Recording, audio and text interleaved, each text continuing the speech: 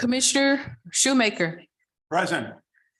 Commissioner David, Present. Mayor Hillman, Present. and Vice Mayor Moore is absent. Town Attorney Tricivia. Here. And Town Manager Labadie. Present. Thank you. Do you know if the vice mayor is planning to join us or if she's not going to be here? Ah, good for her.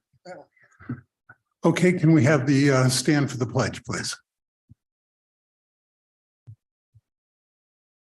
I pledge allegiance to the flag of the United States of America and to the republic for which it stands, one nation, under God, indivisible, with liberty and justice for all.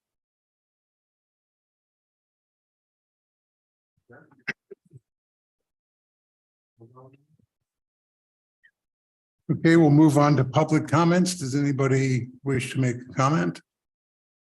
Right up. Mayor, if I may, before anyone talks, we're having a little bit of trouble with YouTube. Yes. We're live on YouTube, not channel 99. Channel 99, we're still having problems. So there you go. Are we okay though with the online? We need, Online parts, the channel 99 peg channels. Okay. The peg channel's causing some issues right now. Okay, you need the approval of the agenda. okay. Well, I'll come right back to it. Go right ahead. Good afternoon, Town Council, Mr. Mayor, Town Council.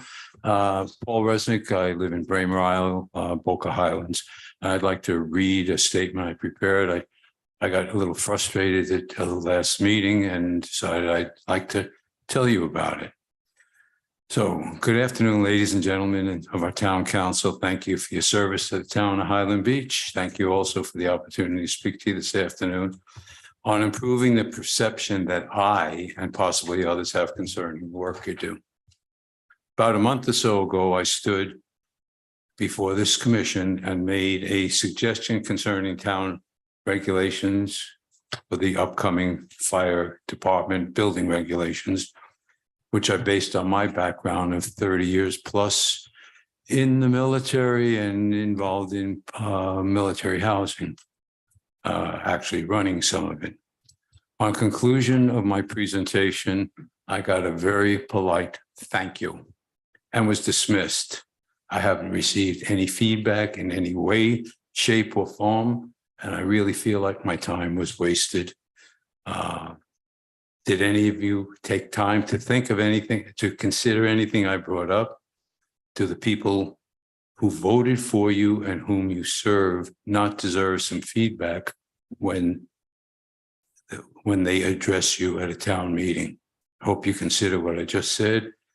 And as a suggestion to improve customer relations, thank you. Okay, I'll go off of protocol for a moment. We do not, as a rule, have a dialogue with people to come up to the podium. Otherwise, we would never finish our meetings. So we take the suggestions and then the appropriate parties look into them. That's been turned over to our fire chief and he is looking into it. Whether he decides to move forward on it or not, we don't know because we don't know what his findings are. So a little bit of patience is needed. A little, okay, it's been over 30 days and Well, we're not going to get back to you. It will you're either be not gonna put get in back. or. You won't just be said put. patience that you'll get back to me. Yeah, we will, I did not, we will, he will look into it. He may have already looked into it. And when we finalize the document, it will be in there or it won't. We definitely appreciate your bringing it to our attention. Made a lot of sense to me, but I'm one of many and we'll consider it. I don't know what else we can tell you at this point. We haven't finalized the document. Thank you. Okay. Okay, I missed the approval of the agenda, so we'll take a second and then we'll come back to this. 2 adjustments, both on number 9. We're going to add 9B and 9C. And that has to do with our state of emergency resolution and then the withdrawal or cancellation of it. So that would be 9B and then 9C. Anybody else have any adjustments to make? If not, can I have a motion? I move we approve the agenda as amended. All in favor, say aye. Aye. Aye. Okay. Okay, thank you. All right, back to public comments. And did you have something you wanted to say, young lady?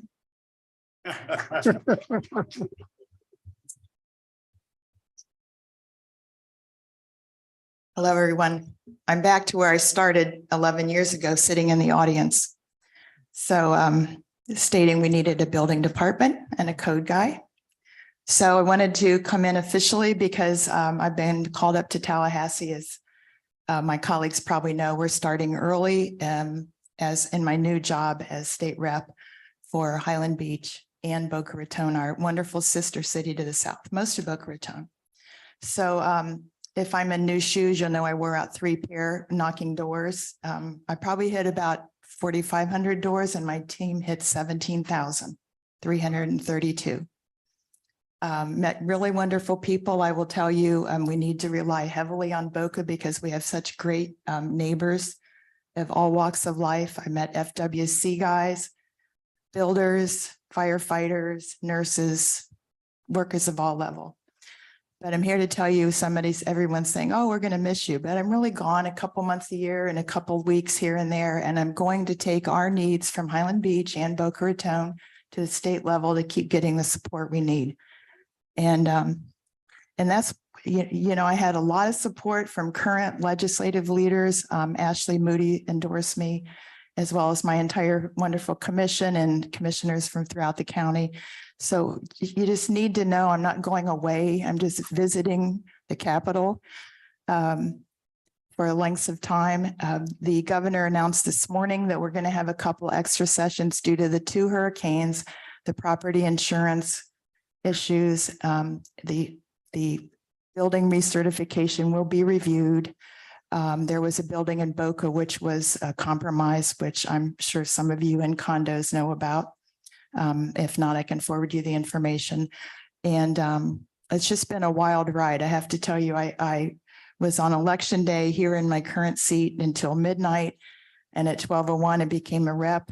And then at 11:30 the next day, I'm on an EOC call with the legislative delegation of the county. I mean, they're very organized and dedicated people. I have to tell you, it's very impressive.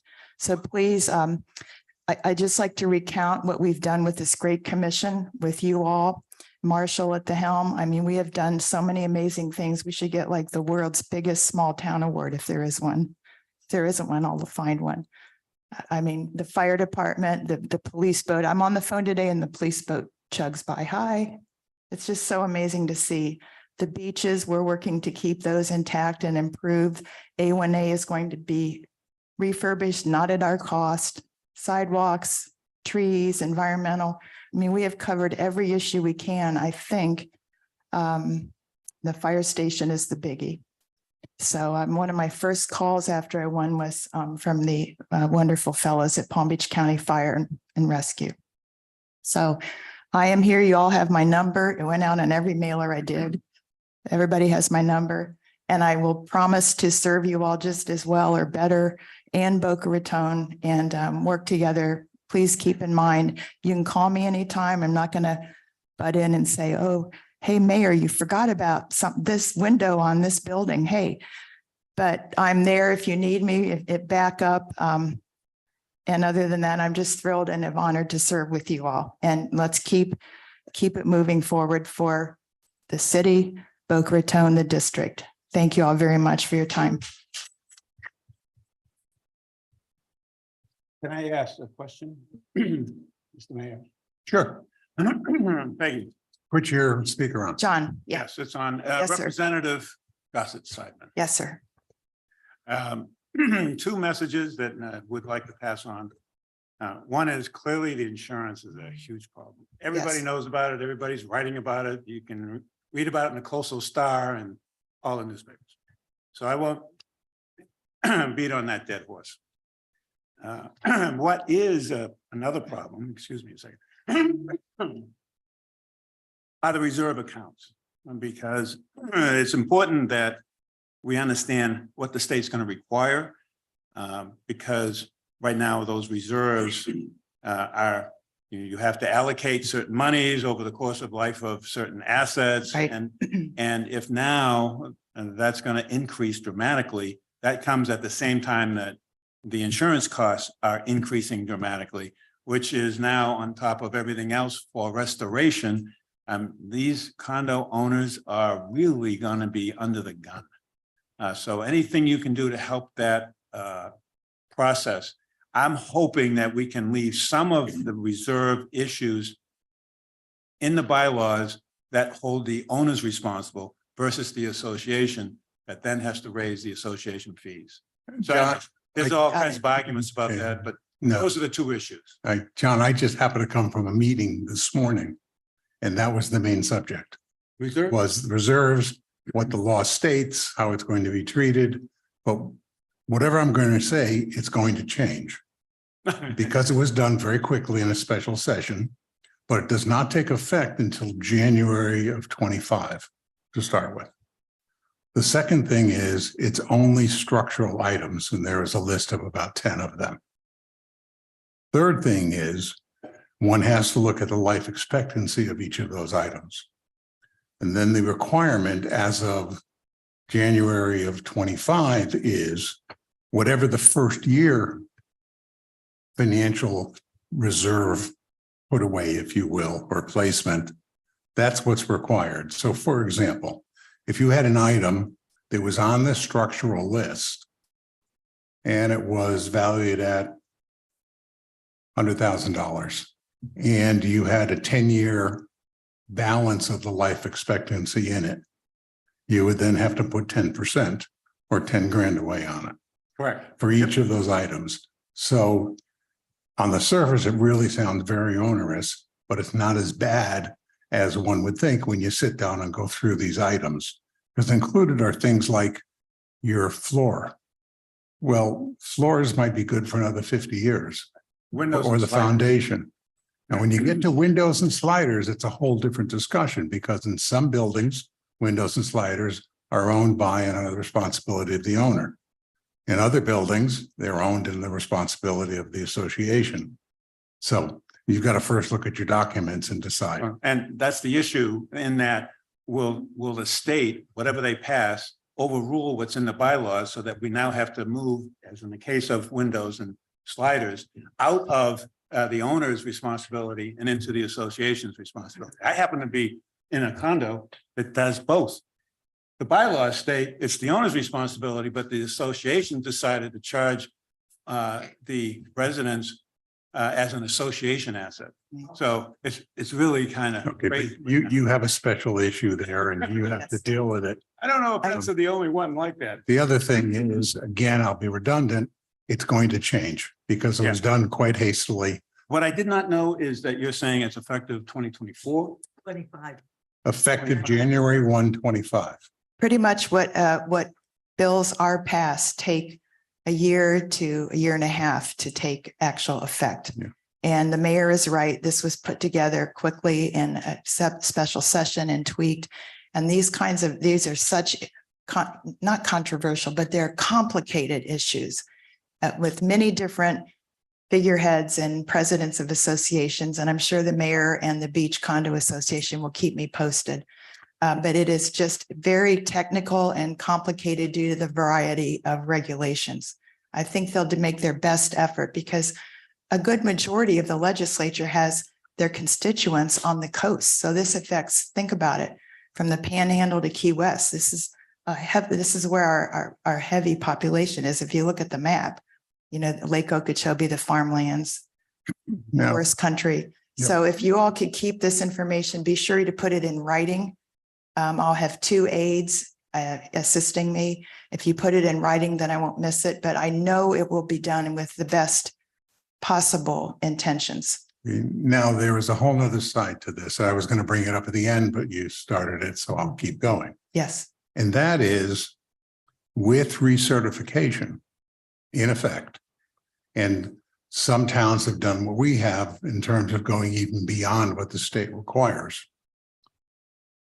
There is no need for reserve studies and there is no need for reserves because recertification requires by law that your building be structurally sound.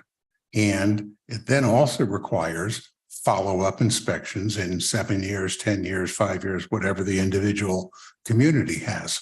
So with that, in my opinion, it's a gross overreach by the government to tell residents what to do with their money.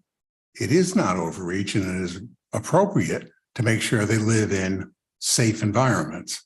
Correct, understood. And I personally know of people who have moved inland and sold their condos so that they don't have to deal with this. So we don't need a mass migration to Ocala or Panhandle or Georgia. You see, So, the net result will be a significant reduction in value if people Correct. start saying, well, it's just too expensive to live on the Right. coast. Right, And some things we can do things about, some we can't. So you're coming in at the precise right Yes, sir. time, and we're glad you're going to be there. yes, sir. I've had 4 conversations with Jimmy Petronis, our CFO, also our state fire marshal. He took to my old Camaro and he checks on me now and then. I don't know why. He's driven it. He's a riot. I think it might be you more than the car. So he has pledged his utmost intentions to get these things done, as well as property insurance. The goal hopefully will be to reduce the lawsuits and the rogue roofers. I'm sure there's a few in the state who go and say, you have 3 tiles off, you need a new roof and I'll get it paid for.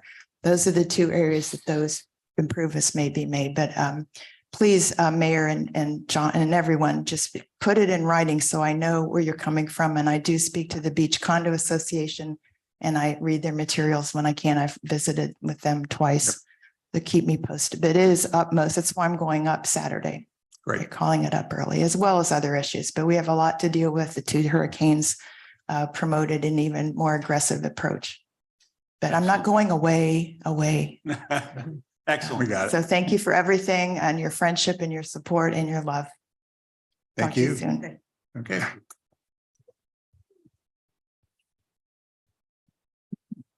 Anybody else have any comments they'd like to make? If not, is there anybody online? Not for public comments. Okay, so we will close public comments, move on to announcements, board vacancies, board adjustment and appeals. There are 2 vacancies, both for a 3-year term. Upcoming meetings. November 16th at 1 o'clock is code enforcement. On the 17th at 9:30 is the planning board regular meeting. On the 22nd at 1:30 is another town commission meeting. That's a special meeting, and that's to review the applicants for the open seat. And then on December 6th is a regular town commission meeting, and on the 7th, public meeting for accessories marine facilities. That'll be the first of those 3. Now.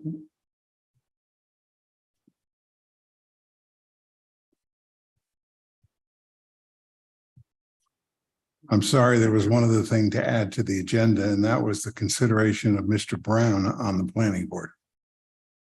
It's on the consent agenda. It's there. It's on the It's, consent agenda yes, it's resolution. A. It's Oh, item yeah, A. right. Sorry, there it is. And that's where we are. Mhm. Okay, so So resolution of the town commission of the town of Highland Beach, Florida, ratifying the selection appointments and term of office of members of the planning board and providing for an effective date.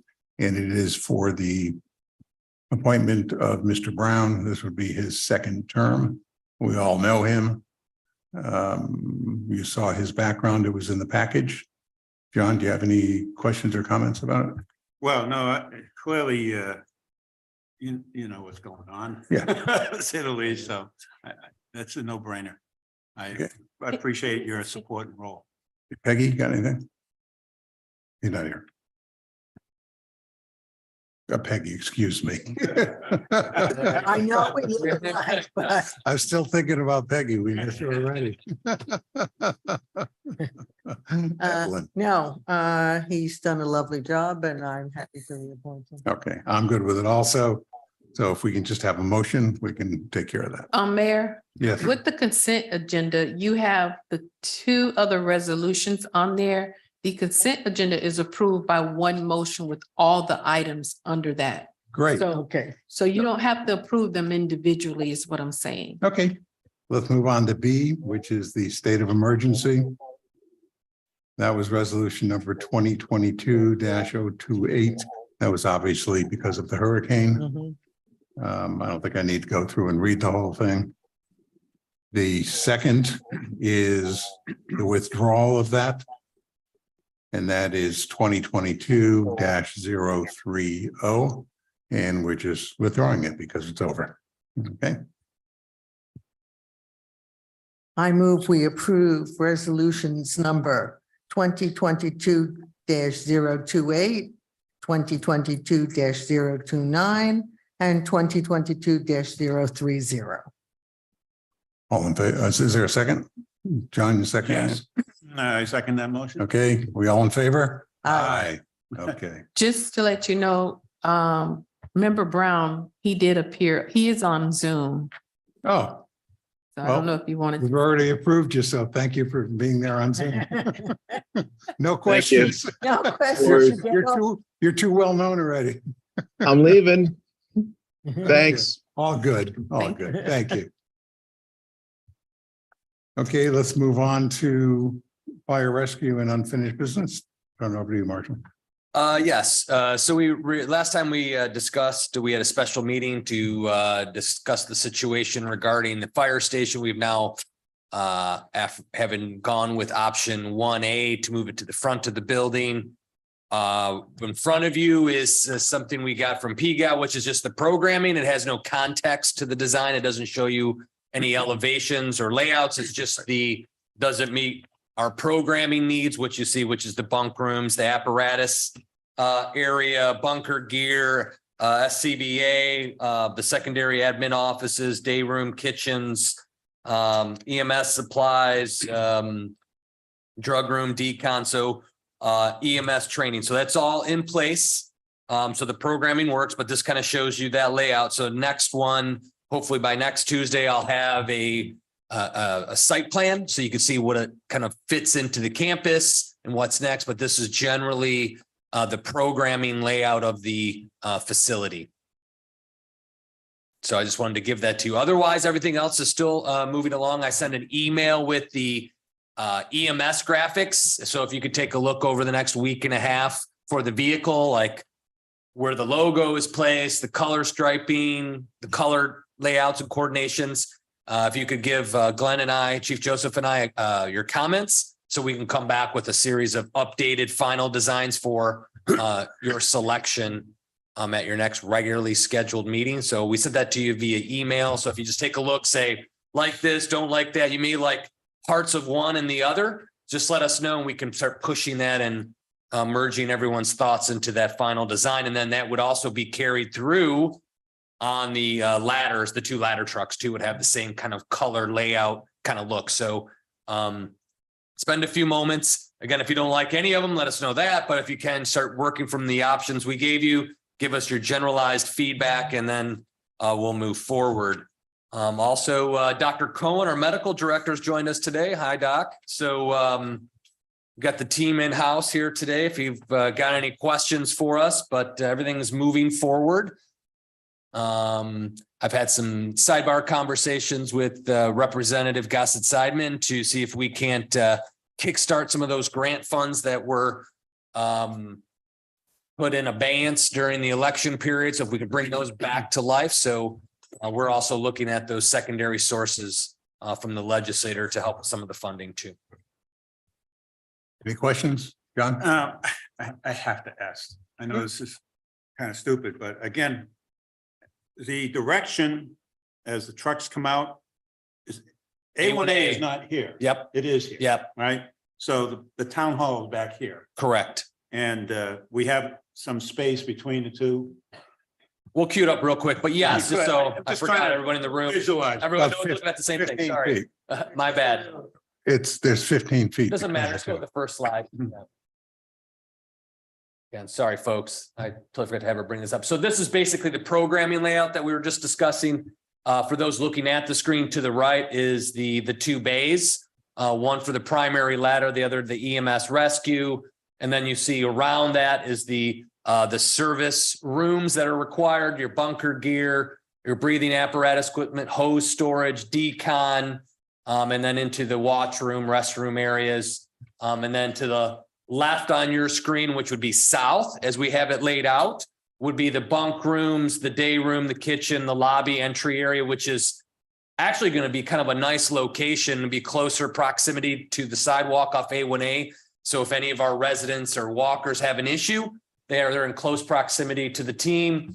to get a checkup and get someone to help and look at them. So that's right there available. Again, to Commissioner Shoemaker, at the bottom of the screen is east, which would be A1A. And again, my follow-up promise is the next one from the architect will be this site plan. So you'll see where all the buildings, and I know that Joby was working on some of the elevations too, so we can start to get that scale, if you will, of what it's going to look like to match and mirror the building. So this takes care of two of the vehicles. And what do we? The other two Three. vehicles will be, we're going to retain the other two bays. Back up. 3 vehicles go in there, 2 ambulances, Nope. 1 hook and ladder. Two because of this location constraints. I So we're see still two. gonna have the backup units, both backup units would be in the extra bay, which is the old bays to the old station. Everything else around it would be demoed. So you'd have the 2 bays that eventually would double or flex into that community space. But when it's not used, you would store the secondary units. And so There's a again, space in between. in the old firehouse, I'm calling the old firehouse. We're gonna keep the 2 bays or for 2 vehicles for backup storage, whatever. But the rest of the building will be taken down, right? And Yes, and eventual, yes. So I know that there's some issues in the sidebar conversation. I'm hearing both, right? So when the primary unit goes up, the paramedics will do the 150-foot walk at the other unit and bring it over immediately to bring it to the station for backup for our secondary transport would be available immediately. So we would be able to handle those, if you will, concurrent calls. I mean, there's a little bit of separation between the bays, which is not that much space to jog over there, get that unit and pull it out. So that's how we're working because there So- are some constraints. And I'm sure you have considered this, but it would seem to me that you get the 2 bays on the right, on the north side, that you could then extend out 2 more bays and then take out the old firehouse. That's what we discussed as a secondary project that we'll have to go to the community for when we look at long-term space planning for the community. This is an expandable fire station. So in the future, if we wish to add 2 more bays and formally demo the old bays, we can at a much smaller cost, and it's left. So you just add 2 bays further to the north. Right. So that's an expandable structure at any point in time.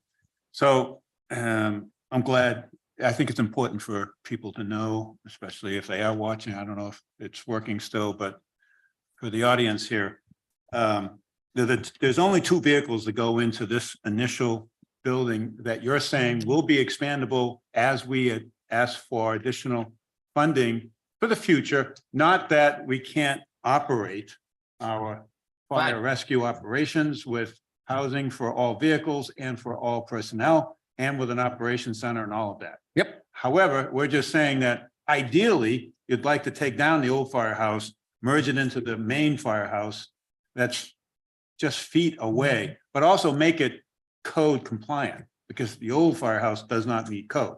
The old fire station just is not built for the current and future needs of fire rescue department. It just cannot be rehabbed at an effective cost to serve our need. And the last So that's point- why you're seeing that the 2 bays are the latest addition to that station was the 2 bays. So that's a sound structure. So we can put our backup units in. It's not that far away. I'm talking, it's an extra 150 feet Yep. for them to go down there, get the other unit and put it into Right. service and drive it right over and boom, it's ready to go. So. Yeah, that's all practical and but it's not ideal, that's all. And it's not necessary right now. But the other point is, we're not touching the post office. We're not touching the pathway to the library. We're not touching the area in front of the. It's the least disruptive all around, one from logistically of Exactly. bringing online our own fire rescue department to the current maintenance of current operations and facilities. And as we discussed, there are some facilities that over the next decade will need to be taken a closer look at because they've become dated as well. So those things, we could all have secondary projects down the road to address those future needs. Again, inconvenience is, 30, 40% cost of construction increase. That's quite inconvenient. Right. That happened right afterwards, but we're working within those constraints and we're able to deliver this. So last question is, the ladder truck that we are hopefully acquiring from Alabama, is 35-ish feet long, 39. 39 feet. 39. Will that fit in the old firehouse? Yep. So that we would, if we find operationally it makes more sense, put the ladder in the old firehouse, because it's not like you need that every day. And put the two main vehicles that are used all the time for calls in the new firehouse. I'll leave that to Chief Joseph on programming and service needs. He's the expert in the room. So, but we'll have a place to store everything and do what we said, which is keep the community safe. Okay. As long as there's Yep. room for it in the Yep. in the old firehouse, that gives you the flexibility for operational procedures. Okay, I'm good. Ev, No, this is just very preliminary and we will be going over it later. So, no. okay, what else you have? That's it. Just that we're, next meeting, you'll have even more. And we're, again, this is the mission critical type work here. Every meeting, every week. And if I have to call intermediate meetings, we will, just to get this up and going. So, but everything else is going well. Chief has further become more acclimated to our environment. He's really getting to like Highland Beach even more, right, Chief? Right. So, we're doing well, getting everything in place. And again, we're on schedule, on budget. So, what else can we ask for at this point, Good. Okay, move on to the proposal from Civic Plus. Are you going to handle that or? You know what? I'm going to turn it You're over gonna to handle it? Skender. See how he Okay. does here. So the public, if you have a lot of tough questions, now's the time. We're going to get Skender today. And Mayor, just to make you aware, we do have representatives from Civic Plus via Zoom. So we will bring them in. Oh, great. Okay, it's all yours. Okay, good afternoon, Mr. Mayor, Commissioners, Skender Coma, Management Analyst. So today for your consideration, we have, as was mentioned, the proposal with Civic Plus to make them our new content management software provider. Simpler terms, have them be our software for our website. So why do we want to make the jump to Civic Plus? Why do we want to leave what we're doing now? Right now, we use WordPress, which is basically like a blank canvas kind of blog space, free to use, open source, not the best. It's functional, and the consensus we've gotten is that we maxed out our capability of using it. The website's good, definitely could be better. And that's why we want to move off of this free to use platform to a dedicated organization that has content management software. So with that being the case, we got proposals from 3 different providers. We spoke to Revise, Granicus, and Civic Plus, and Assistant Town Manager Quaybus and I thought that Civic Plus offered the product that made the most sense for us, right, as a small town. So not only did they provide the product we thought was best, they also provided the cheapest product, which was a bonus. So with WordPress, we have a couple of drawbacks right now. On the back end for myself and Teresa, it's really cumbersome to make updates to the website, and that's just on the existing pages. Making new pages is kind of out of the question right now. For example, for the Veterans Heroes page, we had to outsource that because it's so difficult to make it on our own. We're not dedicated IT professionals, or in a digital design, anything like that. So that page alone cost about $3,000 to $4,000. And it's still pretty basic just based on the limitations of WordPress.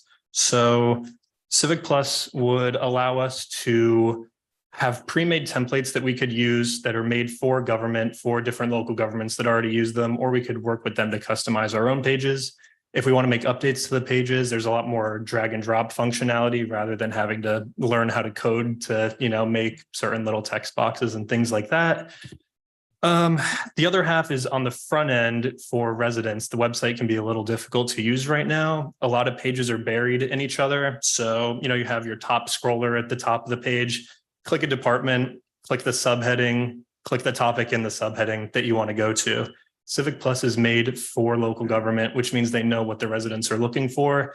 They're all about ease of use and transparency on their website. So we get the back-end support, we get the front-end ease of use, and Civic Plus is an actual organization that has support to help us. It's not just a blank canvas that if we need help, we have to, outsource it and pay exorbitant amounts of money. So With that being said, actually, I'll go to this first. So on top of the ease of use and the support we get from them, we can also centralize some other facets of our communications. Right now, we use MailChimp, which is a third-party website. If we want to send emails out to the residents, we can post on the website to make the news available, but then we have to go to another website, redo the entire process and send it out that way. Civic Plus offers an add-on product that's comparable in price to what we're paying for MailChimp right now, and we can put that right into the website. On top of that, we already use MuniCode, which is a Civic Plus product for the agenda and codification.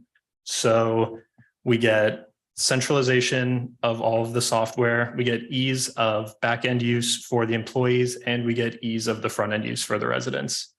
So that's all the background I have, and we have some friends from Civic Plus to do a presentation. If I can for us. add into a little bit more with what Skender is saying, the ability right now is all content is created by one person. So the idea is every department that's the beauty of local government. It's a series of specializations all unified together called our local government, right? So the finance department to the building department to the library, very specialized fields that have experts that reside over them. The idea is to decentralize the content development. So if David has something pressing, he wants to get out on a budget issue or a banking change or some other type of statutory change in how we do finance, he can add that to his website himself through basically a point and click environment to create. I need to create a new page on X. I'm going to create this page, basically in a Word document, create the content, populates it. He can add a picture if he likes. It repixelates it so it fits, and then it gets pulled into our page, and it looks like it was meant to be there versus Skender in the back doing some coding and trying to brush up on that stuff that you spend 5 minutes doing through college to figure out, boy, how do I code out a web page? You know, you're like, oh my God, what's that prompt? So those things allow it to push it out into the organization a bit to draw that content out instead of us chasing the departments to get the content. There are pros and cons with that. The pros are easy. You just went through them. The cons are you then have a multitude of people that are putting visual pieces on your website. Nope. And you just said they can add photos to it. They can add. In the context of like a picture. It's not like they could just start throwing like a collage together. It's a very structured page already preset. Yes. So you can end up having a diluted appearance if you have multiple people adding visuals to it. But there One is thing if they add a Word document. But similarly, but it's at the same time, it isn't though they get to add it and go live. There's an internal control mechanism. So they add that content. It comes over to Skender, Tricia and I. We look at those to see does the content make sense? Is it going to look? Then it goes live. That is you're right. That would be a risk if you could just go in there and start doing whatever. You know, the town manager, I can't believe you said that to me this morning. Boom, posted, and next thing you know, you're chasing that around. Who put that up there? So we do have the control mechanisms. You got a gate set up. That's cool. Yeah. This obviously includes a whole new website. Yep. Yes. So Civic Plus would take what we have right now. They kind of take the skeleton of it and rework it to their software. Okay. So, and it's about a 6-month process before it goes live, a little more than 6 months. Yeah, 6 to maybe 9, depending on how intricate we want to get with the design. Okay. John, questions? Yes. So as I see the content management, which is really important for the town, because we have a new fire EMS organization now, really, we're going to need to communicate to the community what's going on there, what's happening. And so that's a whole new dimension tab beyond what we're used to. So updates, changes to the design, mailing, being able to do mailings and newsletters, whatever, and that becomes really important because of restrictions now, because of the state and state laws, right? So that becomes really important. Images. I hear what you're saying about pixelating pictures and formatting and all that, but what about videos? Is there any intention to include videos in this? Yeah, there's definitely the higher end capability. So it's not like WordPress where we're really limited. We can embed videos, we can do scrolling features in there, active widgets. So things like movable calendars, topics that come with pictures instead of just words everywhere, if that makes sense. There's a lot more room for creativity. Well, if we had a video, say it's even a 3 or 4 minute video of an event, I'm thinking of the truck events and all kinds of things that we do, we can post that. Absolutely. So, You could also link to it also. So Yeah. there's a lot of ways to do it. okay, then transaction processing. What are you thinking about there in terms of the future with either payments by residents or where could this go in that regard? There's definitely the capability there. We didn't want to bring that up right away, kind of maybe slow roll that in just because I think most people in the town are used to, the face-to-face transactions, but there is the room to lean into it. So I can't use Zelle to pay my tax bill. Okay, now, I personally think that content management is so important in communicating what we're doing as a community, the residents, especially in a town where half of them are absentee for half the year and they want to keep up. So it's a way for them to stay up wherever they might be, anywhere in the world, actually. So I support it. It's an investment.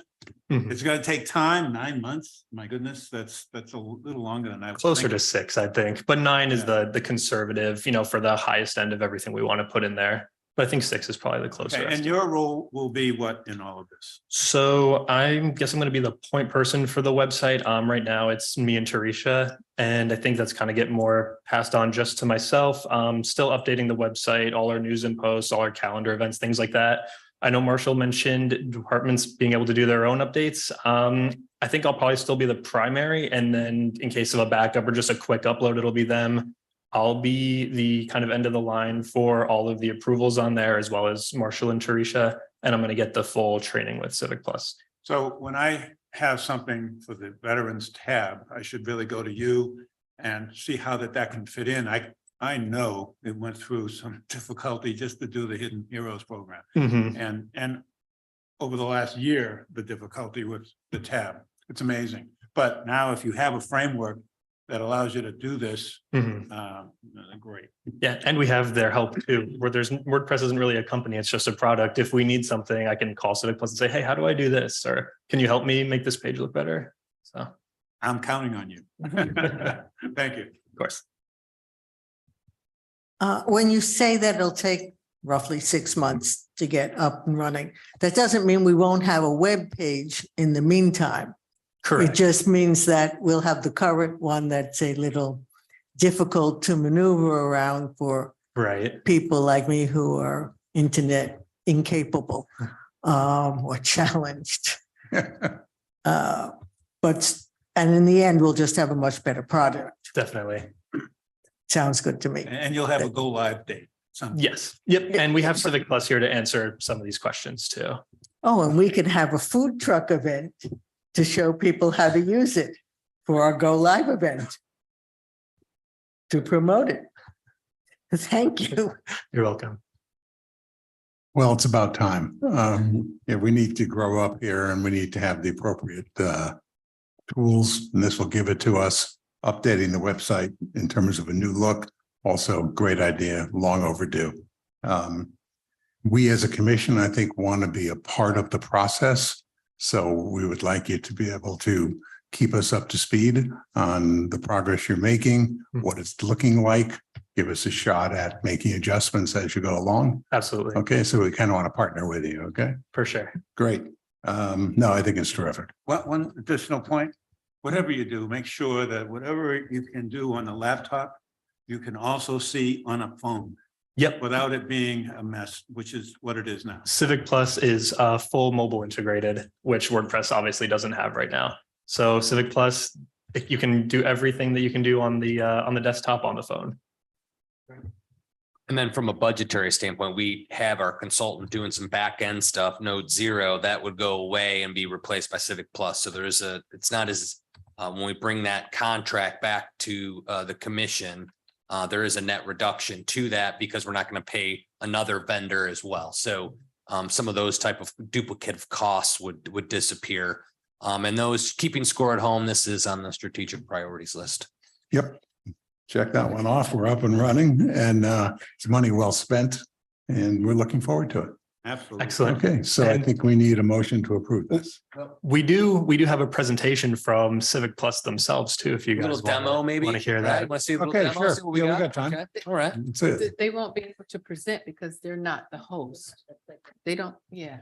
So we'll do that next time. Let's get Civic Plus next time and we'll get this prearranged to make sure we can get them situated as. That'd be they- great. Okay, Okay, Okay, terrific. excellent. thanks. Thank you. Thank you, Scan. Well done.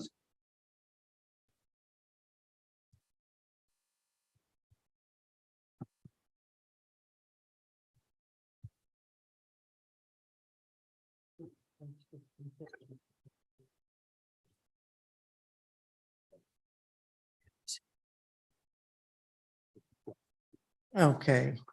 I move that we approve the Civic Plus contract Proposal. proposal. Yep.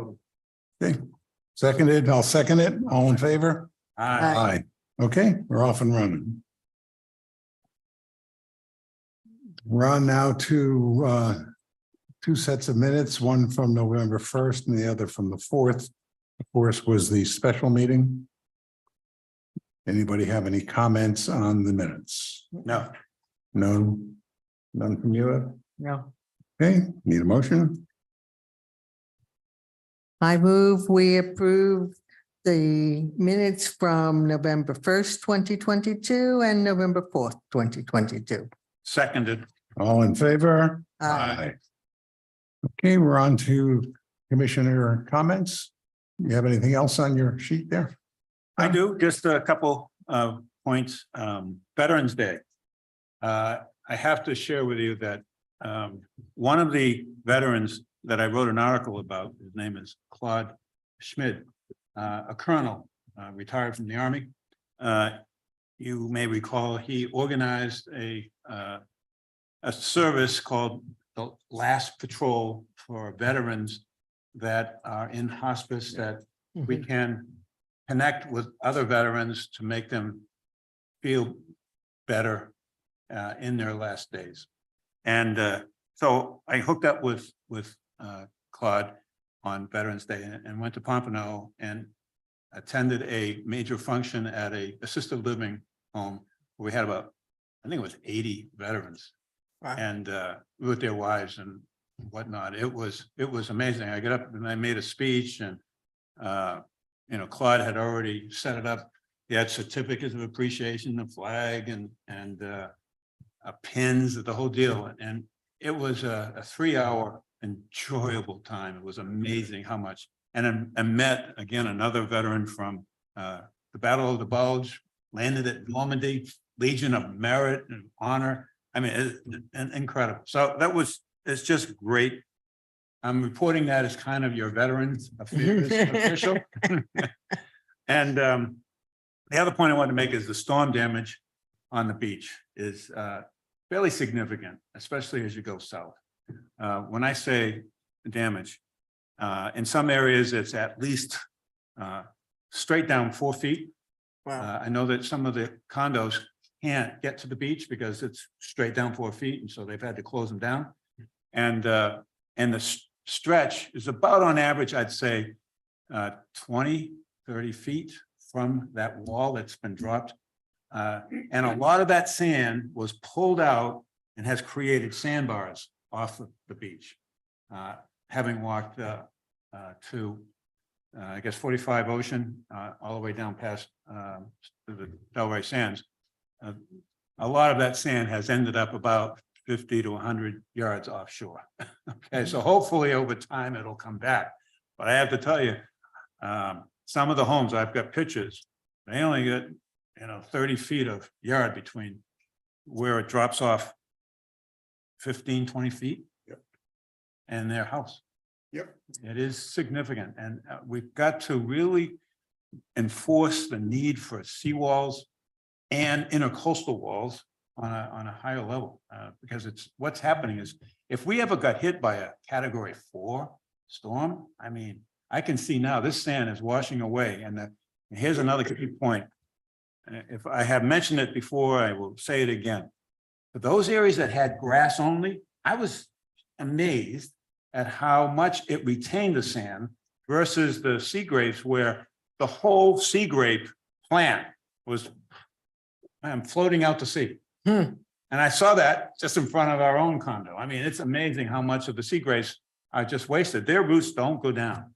And that sand is absolutely lost. And that's really comes back to the Natural Resources Board, where we've got to work harder on preserving the dune, is what you, Mr. Mayor, have really encouraged for some time. And we've got to get even more serious, because this is only a glance on a category 1. Didn't even hit us directly, but that wave action was tremendous. And I didn't leave, and I watched it the whole time, and it was significant. So that's my summary on that. Thank you. I think just to back that up a little bit as well, is you looked at some of the pictures that came out of Daytona Beach, and Daytona got hit a little bit with Ian when it came up and came around. And this time when it got hit a little again, because that's not really where the force was, there were homes washed out to sea on the beach. I mean, it was just amazing to see that they just dropped. And we need to take that as a lesson. We need to do whatever we can to encourage people to make sure their homes don't wash into the ocean. And I've seen it on our beach on occasion where there was like a 4-foot drop or a 5-foot drop, and it does come back over time, but it's over time. And maybe we just need to deal with the fact that we don't always have that time available to us to wait for it to come back, that we have to prevent it from leaving to begin with. Otherwise, congratulations to Peggy and thank you. Okay, just a comment or two on seawalls and the difficulty on some of the homes. Yeah, we got hit with a tropical storm, but the sea was far greater than a typical tropical storm. Yes. The tide, and then of course the wash that came with it. It was a combination of you know the situation with the moon, of the high tide, king tides, et cetera, et cetera. But at any rate, we can talk all we want about seawalls, but they're private homes. And all we can do is educate these people. It's their home, it's their frontage, and we don't have much to say about it. It's unfortunate, but you know, the good news is we have all private beaches. The bad news is they're all private beaches. That's why the focus on the dunes is a relatively easy fix to protect the beaches, but it not going to do anything about the erosion that you're talking about. The only thing I can add is that other than the houses that are very close to now the cliff, I'm told by people who've been here for over 30 years that the beaches come and the beaches go. I know we are the southernmost of all, and our beach gets larger and smaller. I've seen it in the 10, 11 years I've been here. You've seen it. I know we talked about it. But I don't think anything is going to fill in that 4 feet or now 10 feet or whatever that drop is. That's a different story. And there is one group, I think there are either 6 or 8 units in it, and I forget the name, but they built a seawall, and it was a couple of $1 million divided by a handful of owners. But that was the only way they had to protect it, because the cliff started just feet away from their individual pools. And the next hit is they would have started to lose their pools and then eventually their house. So they had no choice but to do that. But individual homeowners, very expensive to put a seawall in. Question. If we can convince some of the buildings to be more proactive, do you think that might encourage individual homeowners to be more proactive? Because I would think, and I don't know this is just kind of logic playing a little bit, that if you've got higher and protected here and higher and protected there, and you're low, you're going to be the one who's struck with the problem. So Right. maybe it would be in your best interest to make yours a little bit higher and protected as well. Well, that's the same subject really as the canals and the intracoastal seawalls. Right. That the low man not only gets affected, but he or she affects the neighbors as well. That's why it's one of our strategic priorities to start working on that. But when it gets to the beach, yeah, we could look at our building codes.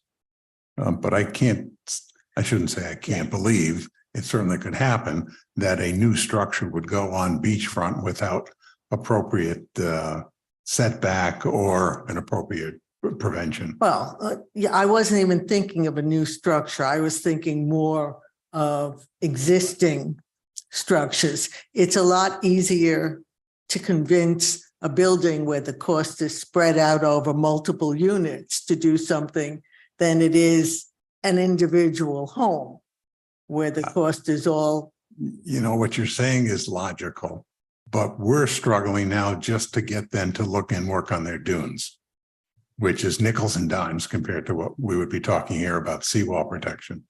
Yes, I get I that. think it's like one step at a time. Well, if I can say, what this is really all about is money, right? It's all about money. So, you know, I'll do a takeoff on what the national program is for tuition.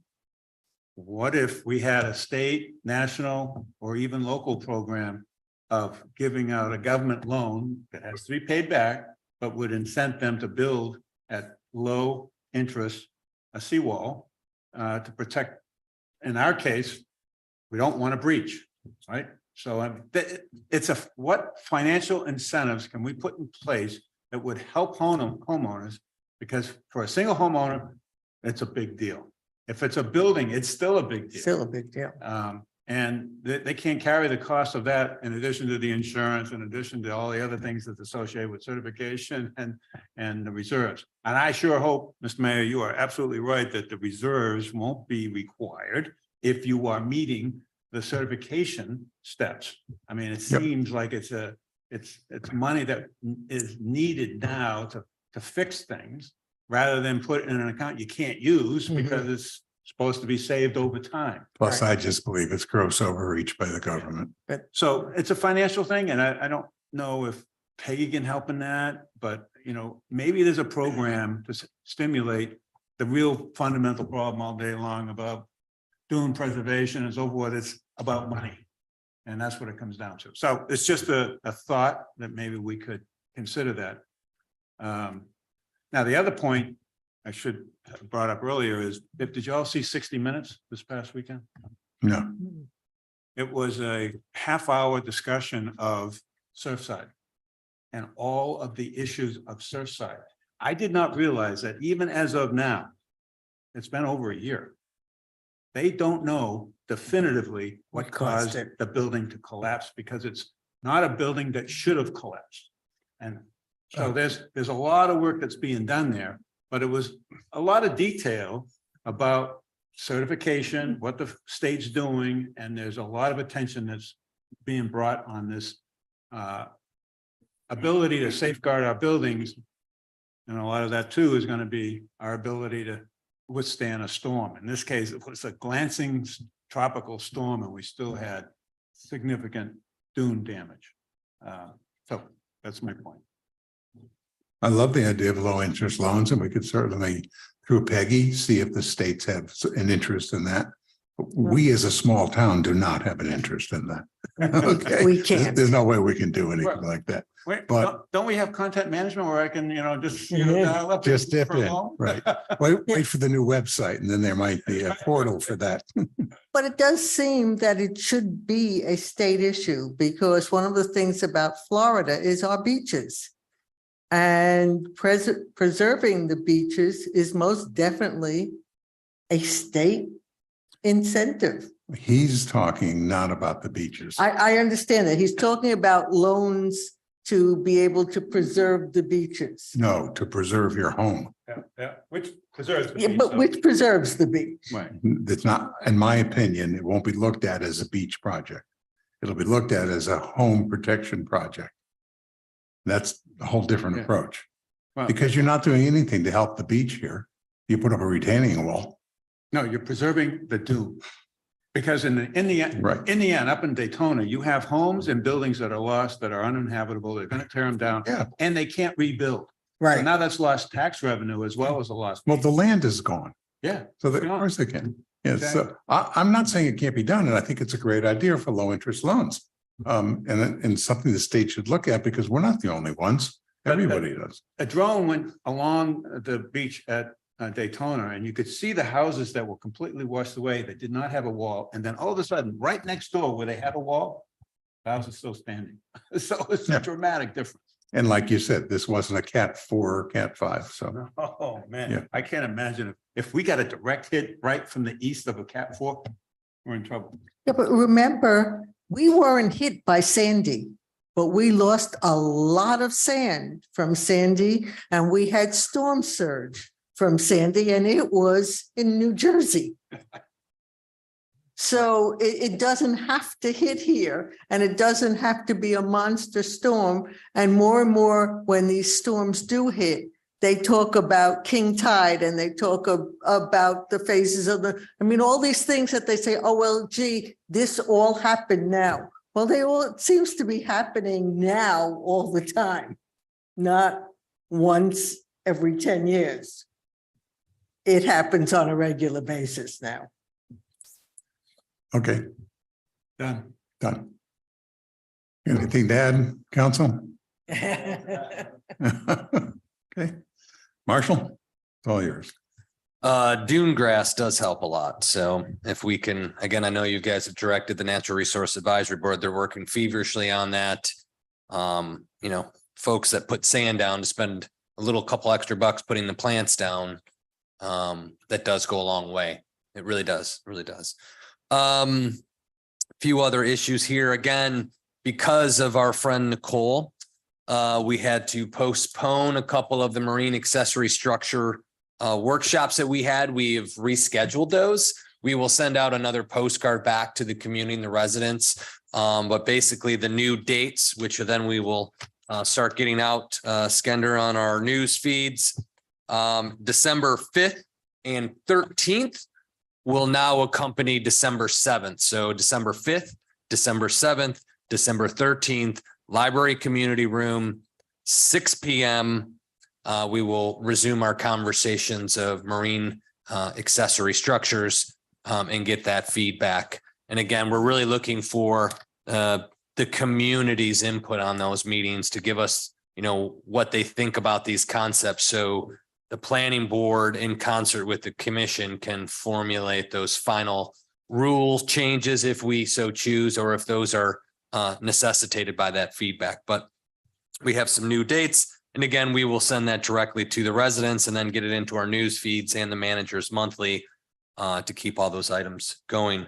Also, as a reminder, we do have next Tuesday's meeting, special meeting at 1:30, whereby the commission will evaluate and interview the 7 resident applicants that have applied for the vacancy left by the success of Representative Gossett Seidman.